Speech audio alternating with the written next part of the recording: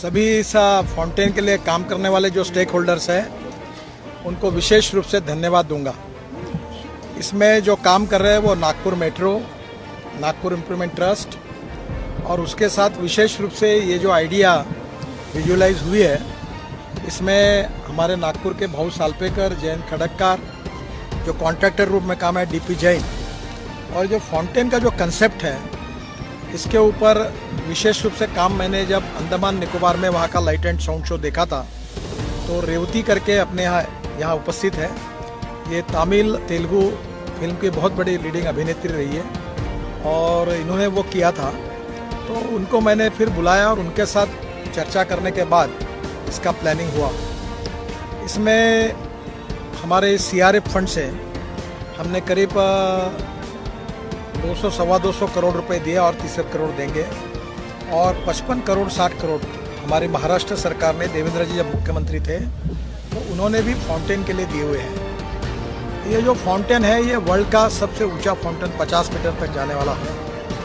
इसको 3 बातों में सिंक्रोनाइज किया जाएगा, म्यूजिक के साथ, गाने और कोई संगीत के साथ। इसका शुरुआत का अभी जो ट्यून आपने देखी वो ए.आर. रहमान जी ने तैयार की थी।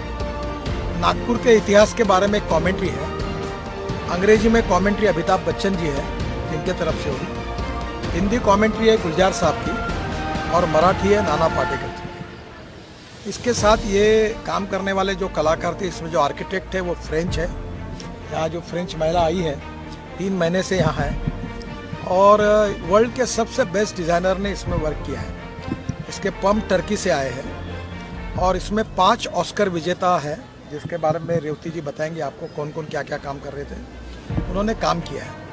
आज केवल ये हार्डवेयर की प्रिलिमिनरी ट्रायल थी।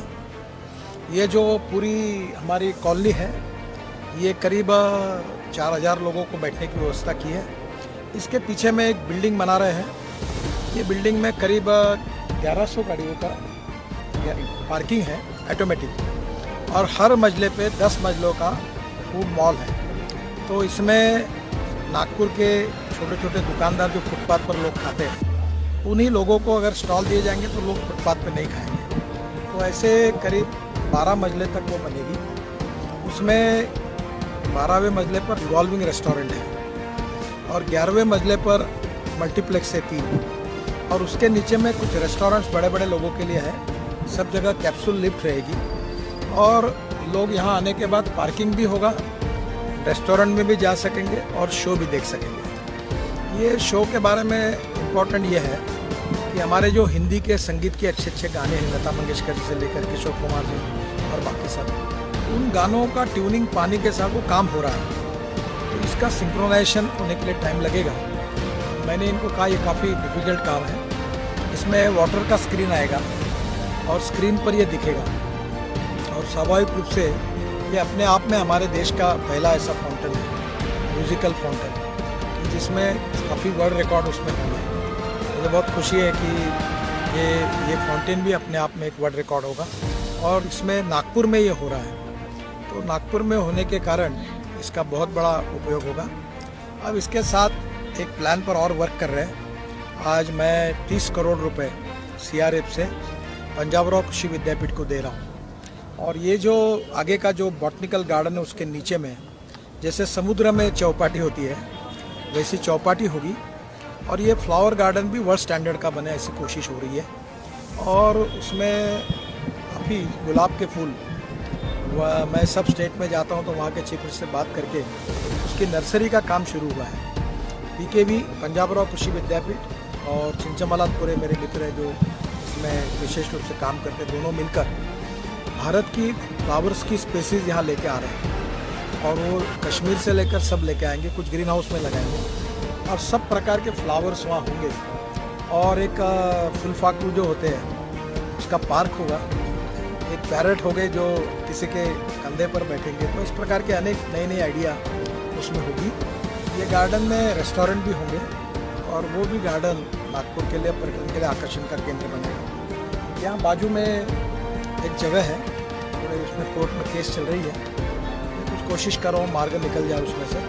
पीकेवी के साथ बात हुई है और जो लोग हैं उनके साथ भी बात हुई है। तो वहाँ एक वाटर स्पोर्ट्स शुरू है जो पानी में लोग सब प्रकार के खेल खेल सकें, ताकि पानी में जा सके और पानी में बोटिंग कर सके। और वाटर स्पोर्ट्स के जो इंटरनेशनल अलग अलग प्रकार के वो हैं, कुछ जगह पर जैसे हिमाचल में जाते हैं कि एक कोने से दूसरे कोने पर तो रोप पर हम लोग आगे जाते हैं, तो अलग अलग प्रकार की बातों का उसमें विचार हो रहा है। और इसमें ये पूरी जगह एक पर्यटन का केंद्र बनेगी। इसके साथ एक तेलनखेड़े बगीचा है, उसको हम सुंदर बना रहे हैं।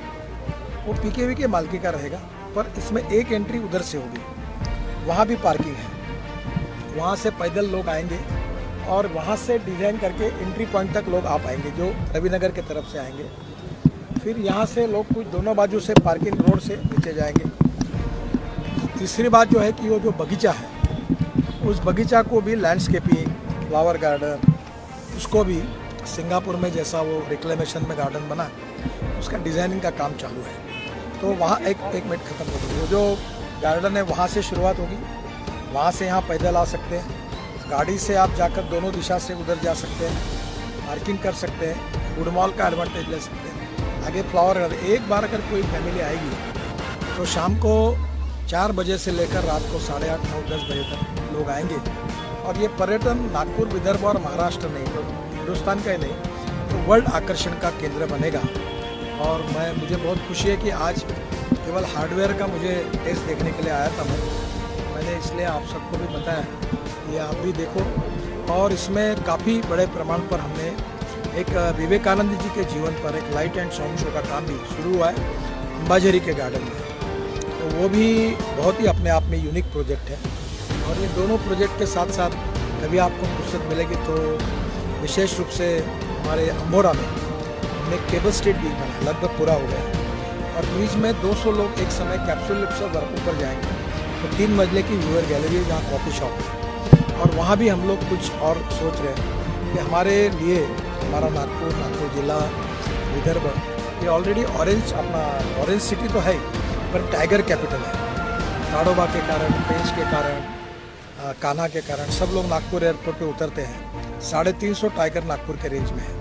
तो नागपुर का टूरिज्म बढ़े, एक तरफ ये म्यूजिकल फाउंटेन, दूसरी तरफ टाइगर कैपिटल, दूसरी तरफ बॉटनिकल गार्डन को जो फ्लावर गार्डन में बना रहे वो। और इन सब बातों से निश्चित रूप से ये देश का ही नहीं तो दुनिया के आकर्षण का केंद्र बने, ये कोशिश चल रही है। इसमें काफ़ी कलाकारों ने बहुत अच्छा काम किया। अमिताभ बच्चन जी ने अंग्रेजी में कमेंट्री इसमें देने के लिए मान्य किया, नाना पाटेकर जी की मराठी में है, गुलजार जी की है। और अभी जो आपने देखा ये संगीत AR रहमान का था। AR रहमान जी ने भी इसको विशेष रूप से म्यूजिक दिया है। और नागपुर का इतिहास, इसका डिटेल ये शो शुरू होने के पहले ये तीनों जो महान अभिनेता हैं उनके आवाज़ में उनको सुनने के लिए मिलेगा। और अभी काम और अधूरा है, 15 अगस्त तक इसको फाइनल करना और उसका बाद में उद्घाटन करना, ऐसा है। मुझे बहुत खुशी है कि आज कम से कम वो हार्डवेयर मुझे देखना था कि वो कैसा हुआ है, क्योंकि इसमें काफ़ी टेक्नोलॉजी है। नीचे में जो बना है इतना आसान नहीं है और इसमें 2 मेगावाट पावर लग रही है। तो इसका आप समझ लीजिए कि आप ये कितना कॉस्टली अफेयर होगा। मुझे लगता है कि ये अपने आप में एक यूनिक चीज़ है। तो थोड़ा सा मैं रेवती जी को भी प्रार्थना करता हूँ कि जिन जिन कलाकारों ने विशेष रूप से इसमें काम किया है उनका इंट्रोडक्शन और जानकारी आप लोग दें।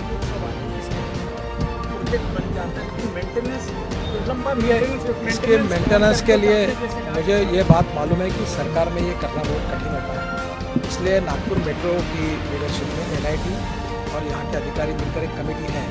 और हम लोग कह रहे हैं कि ये पूरा ऑपरेट करने के लिए कि इसमें पैसा भी लगने वाला है, तो ये प्राइवेट ऑपरेटर होगा जो इस कमेटी के मार्गदर्शन में काम करेगा और मेंटेन करेगा। इसका मेंटेनेंस बहुत डिफ़िकल्ट है, क्योंकि ये अगर सरकार में कुछ गड़बड़ हो गई तो पूरा नुकसान हो सकता है। तो ये पूरे इसके लिए एक कंपनी बनाकर उसमें प्राइवेट को उसकी रिस्पॉन्सिबिलिटी लेकर कोई व्यक्ति वो करे, टेंडर निकाल कर उसको काम दे। दूसरा ये जो फूड मॉल बन रहा है, इसमें मेरी इच्छा है कि हम कंडीशन ही डालेंगे कि इसमें छोटे लोग जो है जो फुटपाथ पर दुकानें लगाते हैं उनको क्लीन रखकर अच्छे कपड़े एप्रन वगैरह पहनकर वो लोग अपने दुकान यहाँ से चलाएं और गरीब लोग यहाँ खाने के लिए आए उसी रेट में।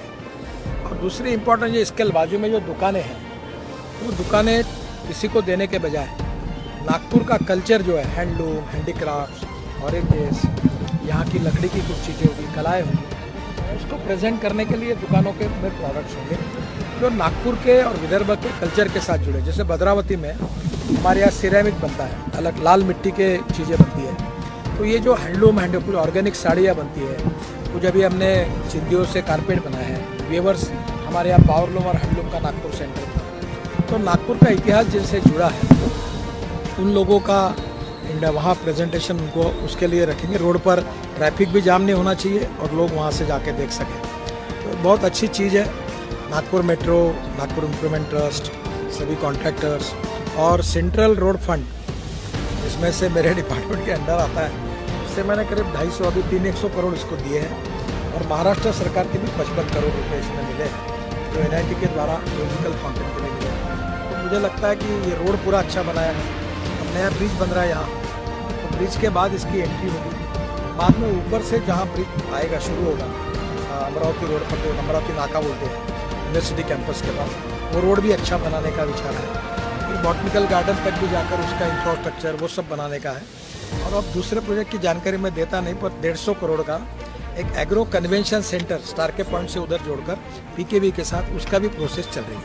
देखने के लिए फ्री में रहता है, टिकट है, विचार करें कितना खर्चा। आप जो प्रोजेक्ट ला रहे हैं तो नुकसान में तो कहीं ना कहीं अटके थे, तो नई गवर्नमेंट से इसको चालना मिलेगी कि सारे प्रोजेक्ट? हमको मुझे कोई गवर्नमेंट की अड़चन नहीं आई।